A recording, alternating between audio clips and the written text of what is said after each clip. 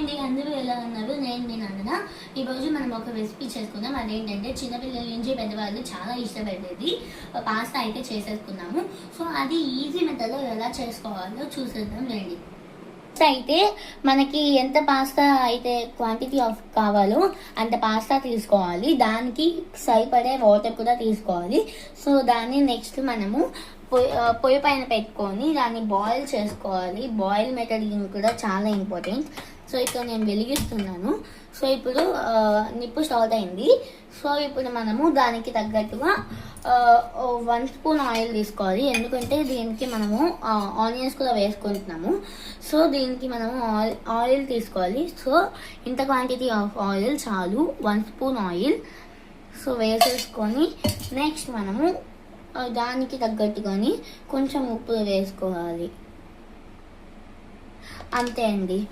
ఇంకా boiling method దానికి అదే అవుతూ ఉంటుంది. ఇప్పుడు మనం చేసుకున్నందుకు ఇట్లాగా కొంచెం పెద్ద గింట అయితే పెట్టుకోవాలి.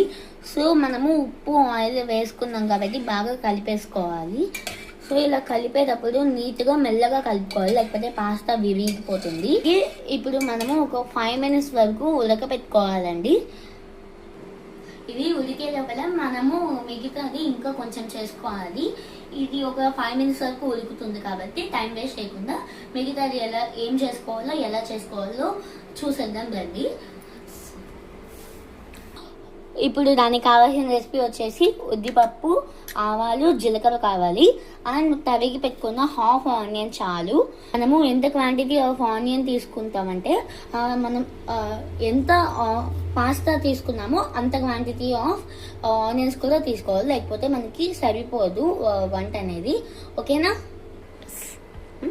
ఇది లోపల కలుపుతూ ఉండాలి, కాకపోతే మెల్లగా కలుపుకోవాలి, విరిగిపోతాయి.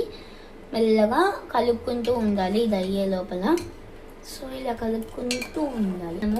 మనం చేసే పాస్తాలో ఎలాగ ఉడికిపోయిందని తెలుసుకోవడానికి ఈ టిప్ అనమాట. సో ముందుగా కొంచెం ఇలాగ పాస్తా వీడియోలో చూపిస్తున్నట్టు కొంచెం పాస్తా తీసుకొని ఒక ఫోర్క్ తీసుకోవాలి. సో ఆ ఫోర్క్తో ఇలా గుచ్చి చూసుకోవాలి.